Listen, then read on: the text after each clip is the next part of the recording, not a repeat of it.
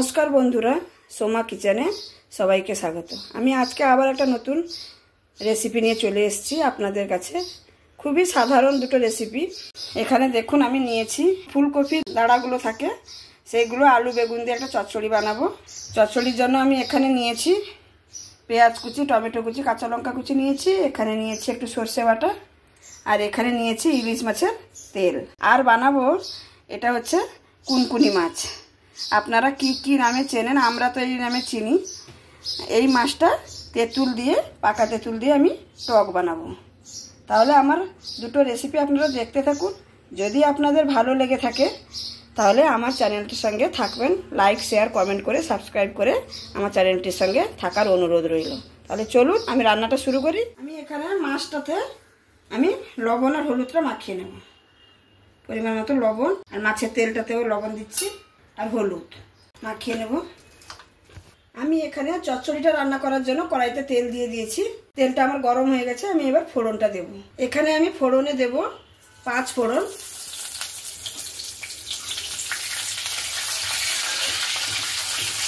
ফোড়নটা হালকা ভাজা হয়ে গেছে। এবার আমি পেঁয়াজ, টমেটো, কাঁচা লঙ্কা যেটা আছে সেটা দিয়ে দেব।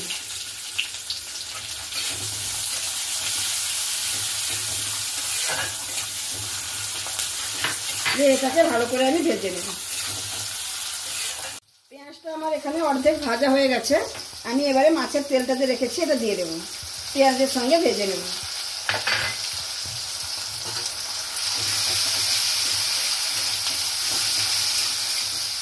এখানে আমার মাছের তেলের সঙ্গে পেঁয়াজটাকে আমি সুন্দর করে ভেজে নিয়েছি। এবার আমি আলু, বেগুন আর ফুলকপির যে দাঁড়াগুলো চচ্চড়ি বানাবো সেটা দিয়ে দেব।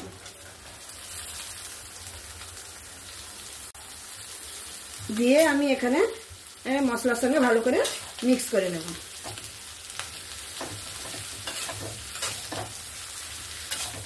আমি এখানে পেঁয়াজের সঙ্গে মিক্স করে নিয়েছি। এবার আমি যেটা দেব হলুদ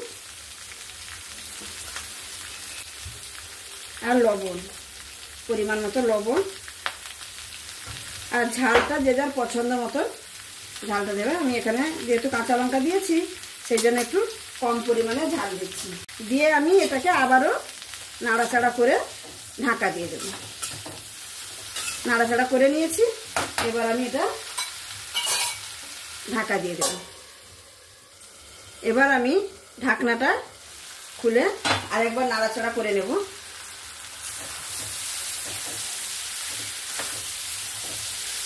দেখুন এখানে আমার সুন্দর হয়ে গেছে। এবার আমি যেটা সর্ষে বাটাটা রেখেছি সেই সর্ষে বাটাটা এখানে দিয়ে দেব।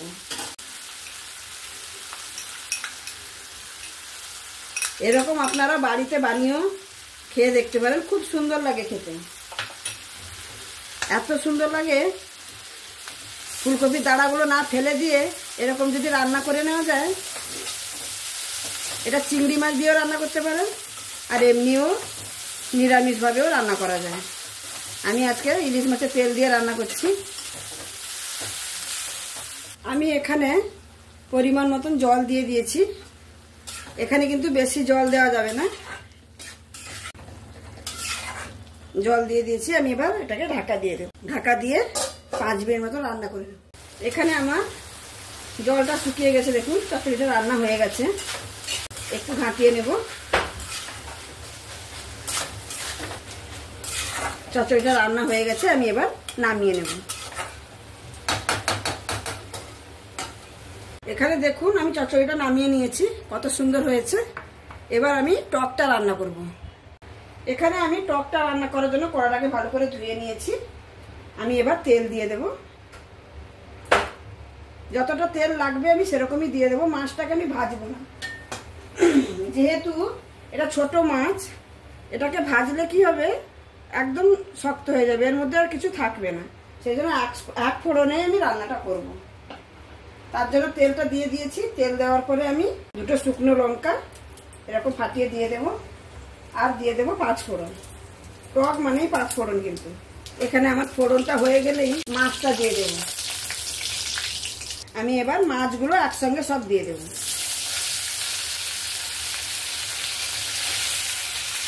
আর এই মাছটার কি নাম আপনারা কি নামে চেনেন অবশ্যই কমেন্টের মাধ্যমে জানাবেন। আমরা তো কুনকুনি মাছ বলি, আপনারা কি বলেন জানান। এই মাছটা দিয়ে একবার এরকম নাড়াচাড়া করে নেবেন।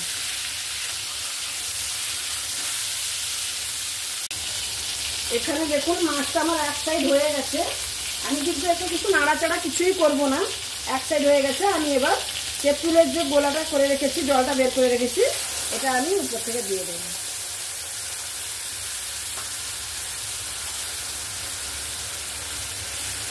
দিয়ে মাছটাকে আমি জলের উপরে এরকম নামিয়ে দেব। এখানে আমার যতটা পরিমাণ জল লাগবে আমি দিয়ে দিয়েছি, তার সঙ্গে দুটো কাঁচা লঙ্কা দিয়েছি। এখানে আমি দেব পরিমাণ মতো লবণ আর সামান্য পরিমাণে একটু হলুদের গুঁড়ো দিয়ে আমি একবার নাড়াচাড়া করে নেব। নাড়াচাড়া করে নিয়ে আমি এটাকে ঢাকা দিয়ে দেব। মাছটাও সেদ্ধ হয়ে যাবে, রান্নাটাও হয়ে যাবে। এবার আমি ঢাকনাটা খুলে দেখব কত কি হলো। দেখুন আমার রান্নাটা প্রায় হয়ে গেছে। এখানে মাছগুলো সুন্দর সেদ্ধ হয়ে গেছে আর গোটা গোটা আছে, একটাও ভেঙে যায়নি। এবার আমি যেটা করব, এখানে একটু যেহেতু তেঁতুলের টক, সেখানে আমি একটু চিনি দেব।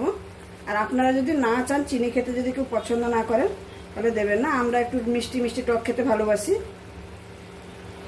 সেই জন্য আমি এখানে একটু চিনি দিলাম। তার সঙ্গে একটু সর্ষে তেল দিয়ে আমি তরকারিটা নামিয়ে নেব। উপর থেকে একটু সর্ষে তেল দিলে টকটা খেতে আরো ভালো লাগে। রান্নাটা হয়ে গেছে, আমি নামিয়ে আপনাদের দেখাচ্ছি। তাহলে বন্ধুরা দুটো রান্নাই আমার হয়ে গেল। দেখতে পাচ্ছেন কত সুন্দর হয়েছে দুটো রান্না, একদম ঘরোয়া রান্না, যেগুলো প্রত্যেক দিন বাড়িতে যেরকম হয়ে থাকে সেরকমই রান্না দুটো আমি আজকে আপনাদের সঙ্গে শেয়ার করলাম। যদি ভালো লেগে থাকে তাহলে আমার চ্যানেলটাকে সাবস্ক্রাইব করে আর লাইক শেয়ার কমেন্ট করে আমার পাশে থাকবেন। আর যদি খুব ভালো লেগে থাকে তাহলে অবশ্যই বন্ধুবান্ধব সঙ্গে শেয়ার করার জন্য অনুরোধ রইল। আমি আবার অন্য কোনো দিন আপনাদের সঙ্গে আরও নতুন কোনো ভিডিও নিয়ে উপস্থিত হব। আজকের মতন এখানেই শেষ করছি। টাটা।